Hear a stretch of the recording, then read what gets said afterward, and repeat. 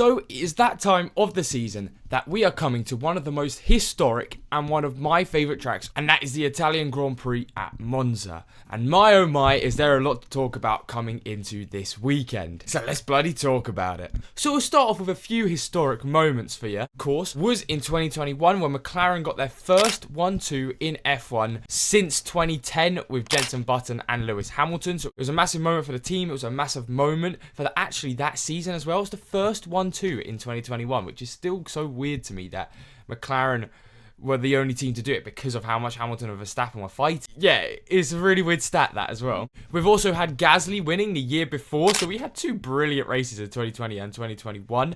Carlos Sainz in second place as well. What a weird podium it was. Gasly, Sainz and Stroll. I don't think anyone could have predicted that as a podium going into that race. And then Vettel, of course, winning his maiden Grand Prix with Toro Rosso in 2008. Technically, at the time, at their home Grand Prix, Toro Rosso, it's just Red Bull in Italian, and at the time they were Ferrari powered, so it was actually a massive thing for them to win at this track, and it set off Vettel's career. The next season he went to Red Bull, and there's just so many more instances around this track. Been on the circuit for so long, it's just an amazing track to be on. Then let's talk about the overtaking, because that is the main thing going into each F1 race weekend. It doesn't mean the races aren't going to be interesting if there's less overtakes, but take for instance Spa was a very good race and we knew there's quite a few overtakes there. It's probably going to be better than Monaco. But we've had 31 overtakes in 2023 for Monza, 58 in 2022, and 23 in 2021. So it's a bit mix and match. So we can see if trains do start to form,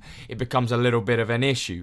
And then you get less overtakes. Potentially if you've got one or two slower cars in front of a lot of other cars, it then becomes a bit of an issue. But if you don't get trains and there's not groups that form, you get some good racing. 58 overtakes in 2022, brilliant race. I mean, even a 23 overtakes in 2021 was a great race.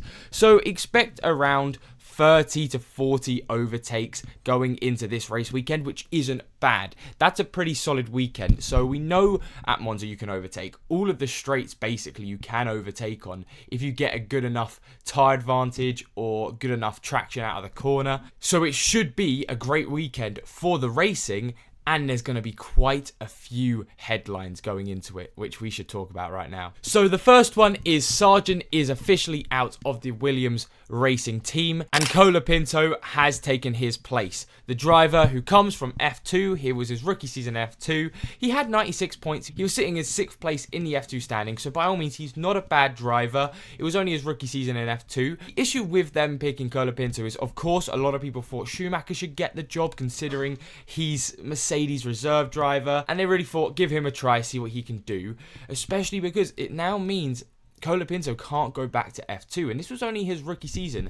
Realistically, he probably would have stayed in F2 for another season, got a top 3 finish, and then potentially moved on to F1, or if there was no seats there, somewhere else. So it's a little bit of a shame for that, because I do think they're sort of just pushing him into the unknown. But hey, it is also one of those things where potentially he would have never have got an F1 seat, so just to have one for the next 7-8 races, he can't be complaining. And hey, I love Logie Bear, he's a cool dude, but you can't do worse than what he's been doing. So we'll see how he does. Hopefully, Williams can get those upgrades to not be illegal, and we'll see what he can do with that. Because I think Albon is a very good benchmark to see if a driver is good in F1. Then, of course, it is Ferrari's main home Grand Prix. Now, I know Imola is closer to Ferrari HQ, like the historic one. However, Monza is where you get the insane Ferrari crowds. And I'm hoping that Ferrari can have a good weekend here. Take, for instance, when Leclerc won here. That was only a few years ago. There's plenty of other times where Ferrari drivers have won and the crowds have just gone mental. And even with Leclerc, it was ridiculous. But not only do they have the crowd behind them, I think they also actually have momentum. For once in this season, since Canada, they have a bit of hope around them. Leclerc's had 2 podiums in the last 2 races at Spa and Zandvoort. And coming into a race where they always do well, they always push to the max their engine power, they always get the aerodynamics to perfectly suit their car, really basically just for this track. I just have a strong feeling they're going to do well. I don't think race pace wise they'll be able to stick with the McLarens and the Red Bulls. But in terms of qualifying, I think we could get a shock qualifying performance from I think Leclerc more likely. I 100% think they'll be at least fighting for the podium positions. And mark my words, I'm so confident that Ferrari will do better than Mercedes this weekend. That if Mercedes do beat Ferrari in the constructor points this weekend, I will sing the Italian national anthem for 20 minutes in a row. I now need to go learn it if that happens. I only really know the popular part, and I wouldn't tell you I know the words, but I'll do that for 20 minutes straight in just one video afterwards. Then let's talk a little bit more about McLaren, because like I said, I do think they're going to be top of the grid again, but this is such a pivotal moment for the McLaren, because we've had Hungary and Zandvoort, quite similar tracks, and they've blown the competition away. Now, Monza is such a powerhouse track. If McLaren can get that right, I have no doubt in my mind that McLaren will be the ones to beat for the rest of the season, because that means Monza, completely different track, and McLaren's just run away with it. I personally think if Norris can win this race, there is a glimmer of a hope. I do believe the Constructors' Championship is wrapped up now. McLaren have won that. It's crazy to say that, considering they're 30 to 40 points behind Red Bull. But with the way Perez is going, I don't think that really matters. McLaren have the Constructors' Championship wrapped up. But if Norris can win the Monza Grand Prix and Verstappen comes second or third, I could see a lot of people going a little bit delusional online. And I think I would have to be one of them. But that's just because I'm a McLaren fanboy. But realistically, yeah, if they can perform here, they can perform for the rest of the season as the top constructor. And then finally, I think for me, this is just a prediction. I do predict that Verstappen will have a bad race in Monza. And there's a few things to it. It's first of all because he hasn't had a race win for so long this season. The last time he won a race was in June. It's almost going into September. It will be September come race time. So I do think there's a lot of, not stress on his back because he's got such a gap in the championship, but I do think he's going to have one of those really bad races where he has a collision, he's yapping on the team radio because the car's just not working. Mark my words, I don't think Verstappen will be getting a top 2 finish this weekend. He could get a third place, that could happen, but I think 3rd to 5th expecting Verstappen to be.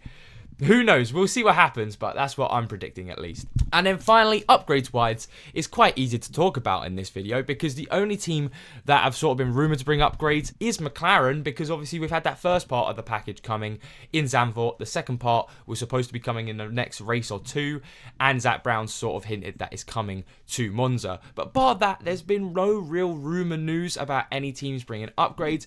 And then there is only one team that has been confirmed to have upgrades, and that is Ferrari, and they are bringing a new floor to Monza as well. So only a few rumours, not too many going around, but the only confirmed proper upgrades have been Ferrari so far this weekend.